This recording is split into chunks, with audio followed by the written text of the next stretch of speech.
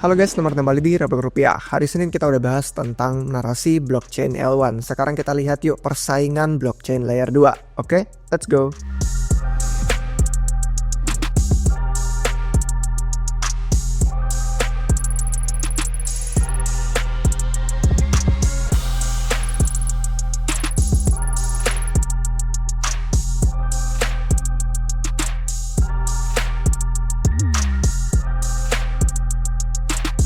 Oke guys, kita rekap karena tahun lalu kita sudah bahas tentang perang L2, khususnya yang ada di Ethereum.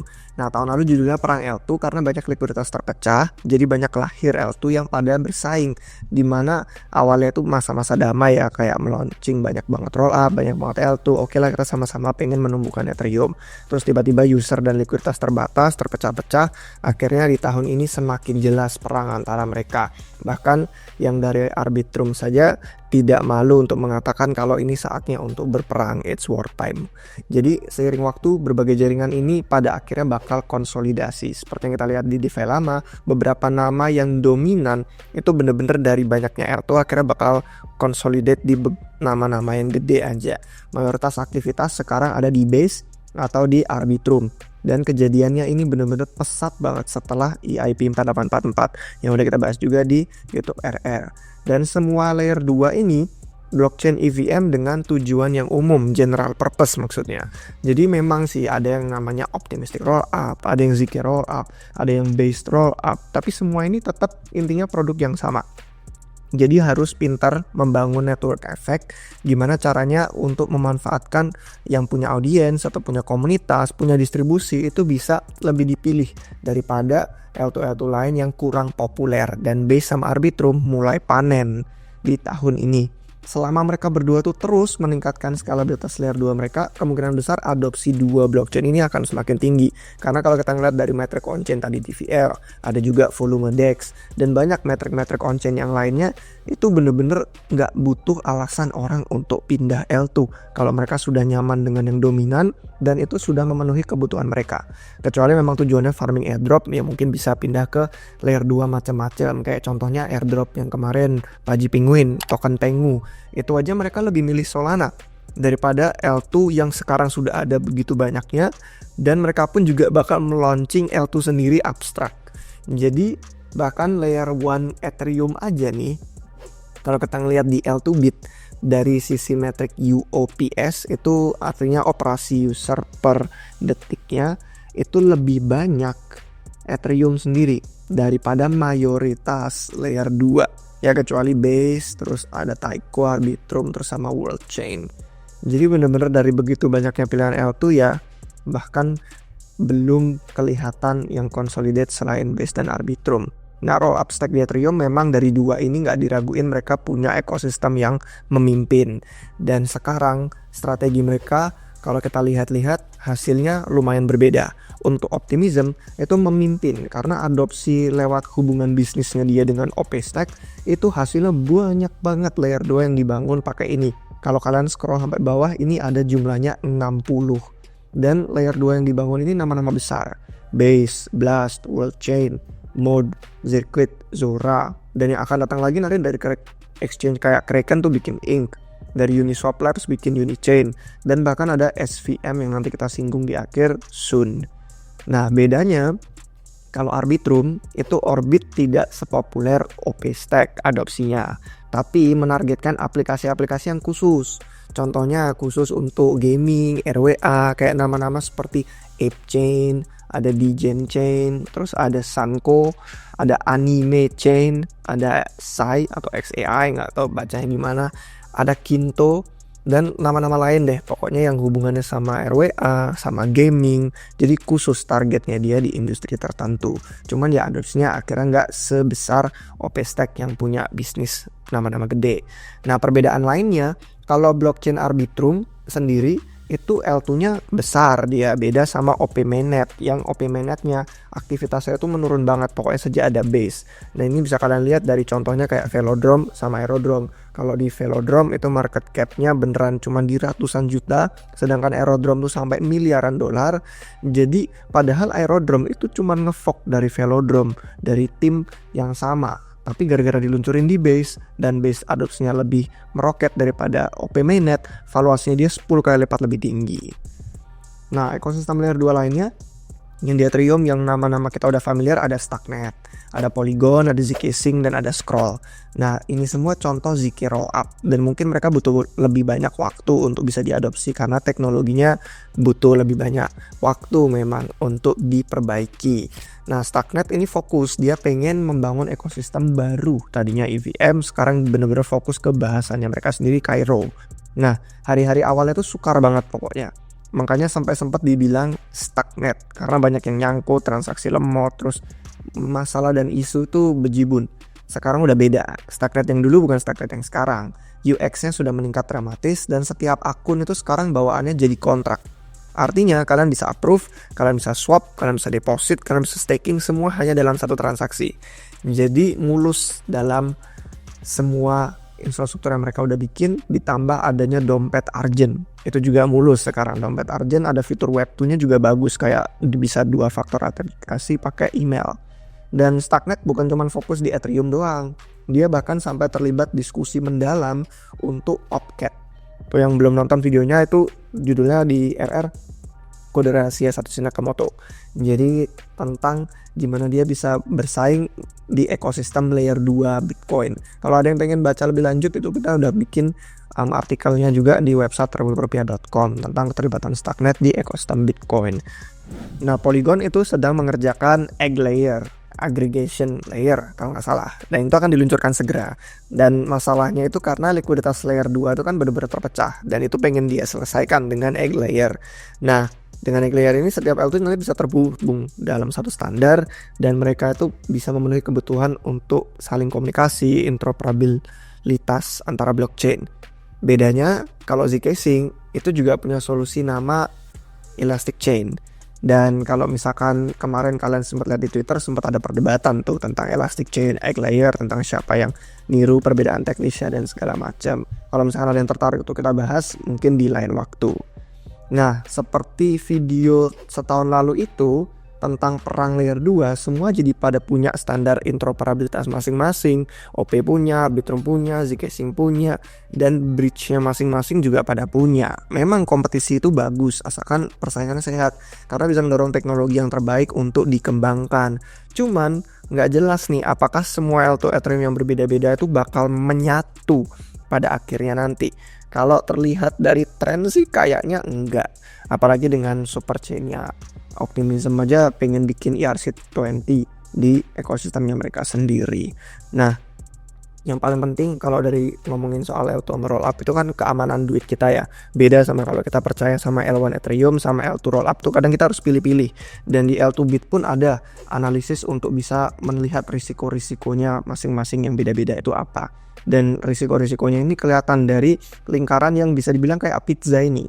Dan mereka tuh benar-benar fokus dari sisi keamanan, desentralisasi, kayak mana yang preferensi orang tuh lebih suka kalau pengen duit mereka aman. Dan memang itu lebih mudahnya tinggal dilihat dari stage-nya aja. Karena ada stage yang masih belum apa-apa kayak stage 0, ada yang udah meningkat level ke stage 1, dan ada yang ke stage 2. Dan sekarang menurut saya ya di akhir tahun 2025 itu kita harus ngelihat nanti L2 mana yang benar-benar menunjukkan niat kalau teknologi mereka itu pengen menjunjung tinggi etos industri kita diciptain. Rollup itu harus bisa lebih aman dan lebih desentral. Nah, ngomongin soal aman dan desentralisasi, selain dari sisi stage itu, ada yang disarankan nih, diperkenalkan konsep baru namanya native rollup. Nah, native rollup ini diperkenalkan sama Martin Kupelman. Dia pendirinya Gnosis. Nah, dia itu waktu DevCon kemarin ngomongin native rollup sebagai L2 yang dibangun langsung secara bawaan di Ethereum. Artinya langsung desentral, dikelola protokol Ethereum langsung, dan bukan multisig dari ordal perusahaan L2 kayak Off-Chain Labs atau lain-lain. Dan native rollup ini bakal menerapkan sistem dengan banyak client software juga sama kayak Ethereum. Terus basis kodenya bakal diuji coba secara teliti banget, bener-bener ketat sama kayak Ethereum. Dan tampaknya kalau misalkan kita familiar dengan banyak percakapan di Ethereum beberapa tahun terakhir, ini perubahan nama dari yang tadinya disebutnya Enshrine Rollup jadi Native Rollup. Nah, Native Rollup ini bakal divalidasi di tingkat opcode-nya dia, bukan di tingkat solidity. Artinya beda sama base rollup yang susunan transaksinya itu dia memanfaatkan sequencernya L1 tapi eksekusinya masih off chain, terus bukti kriptografinya dikirimkan ke Ethereum. Nah, sedangkan kalau native rollup ini nggak bisa seenaknya, karena kalau di base rollup tuh bisa operatornya centralized, siapapun kirim bukti. Kalau di native rollup itu bener-bener yang verifikasi langsung protokol Ethereum-nya sendiri, langsung sama validatornya Ethereum sendiri. Nah, terus eksekusinya native rollup ini bener-bener terjadinya off-chain, cuman dia pakai ZK proof. Jadi karena ada kriptografi zero knowledge ini langsung terintegrasi ke dalam kode, artinya bener-bener bisa kompatibel EVM penuh 100%. Dan artinya L1 Ethereum langsung yang koordinasiin rollup ini. Nah, dia sih sempat nyaranin ya kalau kita harus bikin kayak 128 contoh native rollup yang bisa saling paralel, saling terhubung ke L1 Ethereum. Cuman ini bayangan saya sih kayak mirip dengan visi dulu mereka pengen ngejar sharding sebelum akhirnya pivot ke rollup roadmap. Jadi ada perbedaan sih memang antara sharding sama native rollup secara teknis, cuman ya kalau yang tertarik kita bahasnya di lain waktu aja. Nah, temannya native rollup itu ya base rollup. Base rollup contoh kayak Taiko dan Spire. Nah, Taiko ini sebenarnya contoh yang pertama ya. Kalau mau ngomongin base rollup, kita bisa lebih detail lagi di tahun depan. Kalau ada yang tertarik bisa komen di bawah. Tapi Taiko ini contoh yang pertama eksis dengan TVL 390 juta. Itu didorong sama aplikasi peminjaman mereka yang populer kayak Avalon dan Taco. Nah, karena base rollup ini pakai sequencernya Ethereum di layer 1, biayanya cukup mahal, jadi lumayan nambah. Dan sejauh ini memang L2 yang kontribusi ekonominya tertinggi akibat itu. Jadi bener-bener bisa dibilang kayak Ethereum Align ya, bukan parasit atau benalu seperti rollup L2 lainnya yang banyak untungnya tapi nggak dibagi-bagi sama L1 Ethereum. Nah, penting ini untuk cari keseimbangannya karena antara base rollup sama native rollup yang tadi itu ada pro dan kontra masing-masing dan biayanya bisa lebih murah nanti kalau udah ada yang namanya pre-confirmation. Istilah teknis yang kita nggak sempat untuk bahas di video ini juga. Nah, yang satu lagi dari Taiko itu ada yang namanya Spire. Nah, Spire ini belum live, kalau Taiko udah. Nah, Spire ini ekosistem base rollup yang dapat pendanaan $7 juta dari beberapa investor yang sebenarnya terkenal.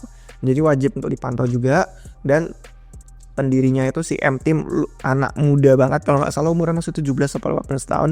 Jadi ngingetin kayak dulu Vitalik waktu pertama bikin Ethereum, dan dia lumayan agresif di Twitter. Nah, satu hal yang menarik adalah keputusan Spire untuk integrasi sama ROM. Untuk yang belum tahu, ROM itu protokol yang menggunakan Solana, jadi sequencer untuk base rollup L2. Jadi L1 Solana yang benar-benar cepet nih dengan waktu blok yang singkat, ideal banget untuk base rollup yang akan dibangun di ekosistemnya Spire. Jadi kalau base rollup udah terbukti ini lebih baik untuk ekonominya L1 Ethereum, nggak parasit, dan UX sama adopsi penggunanya itu bisa diperbaiki lagi. Memang sekarang lagi terbatas, ya wajib dipantau sih. Base rollup, native rollups itu dua hal yang bisa jadi tujuan akhirnya bentuk narasi L2 nanti di masa depan. Nah, sekarang kita beralih ke layer 2 dengan fokus pada kecepatan blockchain kapasitas tinggi. Karena dari Solana kita belajar kan UX yang bagus itu orang-orang suka kalau di satu blockchain yang sama semuanya menyatu, likuiditas jadi satu, dan semua aplikasi benar-benar performanya tinggi. Dan ini adalah blockchain layer 2 yang mengorbankan beberapa hal demi mencapai kecepatan itu. Yang pertama, yang basisnya EVM dulu kita bahas, itu ada Unichain. Unichain ini udah kita bikinin videonya waktu pengumuman mereka, dan ini diluncurkannya sama Uniswap Labs. Ini nggak sama dengan produk DEX-nya Uniswap, beda sama Osmosis yang memang DEX tapi bentuknya blockchain. Enggak, Unichain ini general purpose, dia bisa dipakai untuk aplikasi apapun, penggunaan umum, cuman tujuannya dia memberikan fitur biar aplikasi bisa mengantongi MEV mereka sendiri. Jadi kalau aplikasi itu populer, dipakai, ada banyak transaksi, ada arbit segala macam, pasti ada profit, ada keuntungan. Nah, biasanya larinya ke sequencer atau ke validator, ini bisa dikantongin sama developer aplikasi sendiri. Jadi untuk Unichain makanya kita bahas di video sebelumnya, itu bener-bener bisa menguntungkan dev. Siapa tahu dengan ditambahnya mereka satu blockchain, cepet, likuiditasnya bareng-bareng, mungkin bisa jadi pilihan untuk yang pada pengen deploy aplikasi. Yang kedua ini Mega ETH. Ini sebenarnya kalau cari dari Mega ETH, keywordnya di video kami itu EVM tercepat. Nah ini alasannya karena dia bentuk rollup yang bener-bener ekstrim banget. Dia nggak peduli harus pakai spek hardware yang tinggi, centralized, yang penting cepet, yang penting performanya tinggi banget. Dan keamanan bergantung sama lapisan data yang masih baru, punyanya EigenLayer yang EigenDA. Nah struktur datanya mereka juga bikin dari nol, jadi nggak kompatibel sama struktur data Ethereum yang sekarang ada. Maksudnya nggak 100% kompatibel. Nah kalau dengan semua pengorbanan mereka itu, performanya masih kurang dan ada yang lebih cepat lagi, wah mereka bisa dibilang gagal sih, karena sudah nggak pakai konsensus, centralized, spek hardware-nya sangat ekstrim, bergantung sama EigenDA yang belum terbukti, nambah latensi juga sih karena lapisan datanya beda sama Ethereum. Cuman nggak tahu juga kapasitas data EigenDA cukup atau enggak kalau banyak L2 nanti dibangun di atas EigenDA juga, karena rebutan kapasitas data yang sama. Kalau menurut saya sih Mega ETH bukan kompetitornya Solana, Sui, dan Monad. Karena dia kompetitornya itu ya L2 lain. Dan timnya Mega ETH juga setuju kalau persaingan mereka tuh sama Rollup dan L2 yang lainnya. Yang benar-benar sama-sama centralized. Cuman performa Mega ETH itu paling ekstrim, yang paling tinggi. Bisa nggak nih mereka saingan? Kalau user memang cari kecepatan dan lain-lain, coba apakah Base dan Arbitrum yang sekarang dominan bisa mereka ambil market share-nya, ngambil user dan likuiditas. Berikutnya di basisnya sama masih EVM itu ada Ithaka, dan ini sebuah proyek inkubasi dari Paradigm, dipimpin sama CTO-nya Paradigm dan kebetulan developernya Reth juga, Georgios Konstantopoulos. Ini dibangun pakai Reth karena Reth dan OpenStack dan Conduit itu ya kurang lebih circle-nya sama lah ya di Paradigm, dan Reth ini yang dipakai testing Mega ETH juga. Kebetulan Reth itu client software, untuk yang belum tahu, software Ethereum yang performanya tinggi banget, dan dia tujuannya tuh mencapai 1 gigagas per detik dan jauh di atas perbandingan blockchain EVM saat ini. Kalau misalkan kalian mau ngeliat di blognya, ini perbedaan angka-angkanya. Nah Base itu sekarang udah berubah sih angkanya di 16,5 megagas per detik, dan perlahan mereka juga meningkat skalanya. Tapi intinya kalian dapat ya, Reth ini jadi pengujian untuk banyak L2 EVM yang pengen performanya cepat. Nah sekarang untuk testnet L2 Ithaka itu ada namanya Odyssey, dan Odyssey itu menargetkan 33 megagas dulu per detik di tahap awal, dan ada beberapa fitur untuk bikin kontrak lebih murah, bisa autentikasi pakai biometrik dan lain-lain. Kemudian yang berikutnya itu Rise, dan ini Rise kategorinya sama L2 EVM performa tinggi yang pengen nargetin 1 gigagas. Sama target mereka. Ada juga dari sisi TPS kayak 100.000 transaksi per detik, dan latensinya mereka di bawah atau kurang dari 10 mili detik.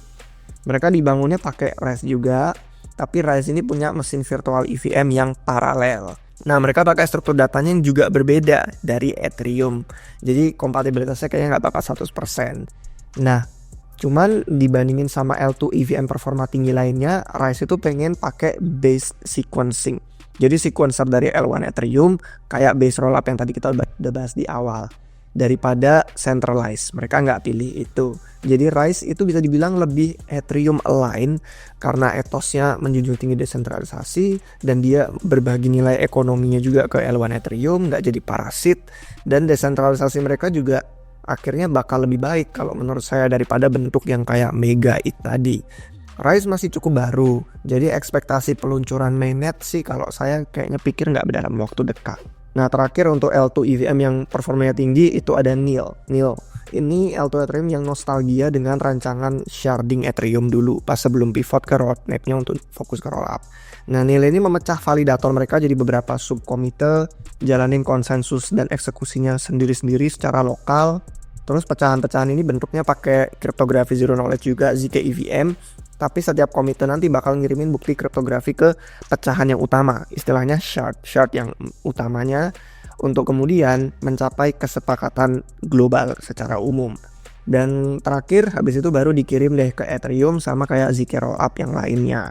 Nah NEAL ini udah meluncurkan testnet mereka di bulan Oktober.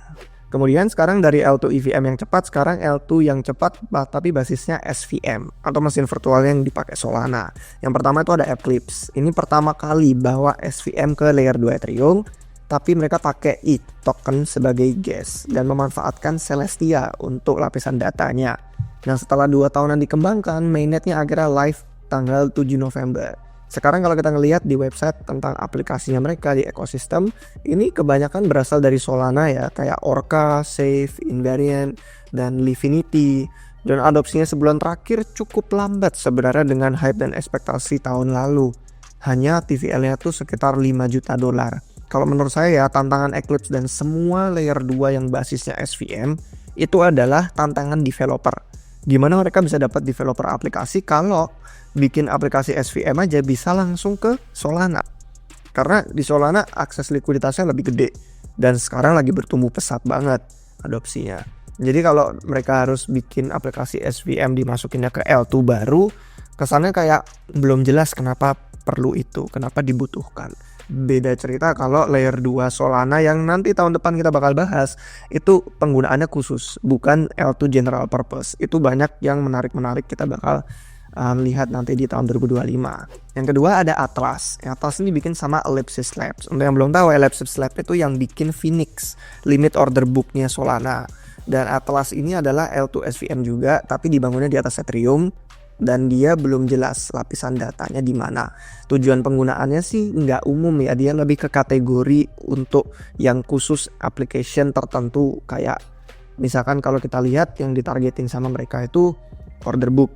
Jadi Phoenix mereka udah bikin di Solana, siapa tahu nanti bisa dipindah ke Atlas.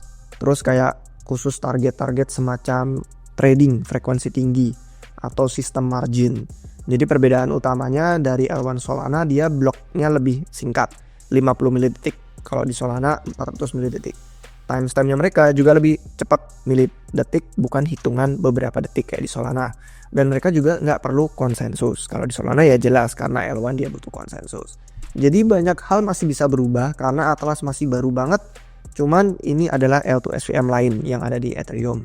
Ketiga itu adalah Sun.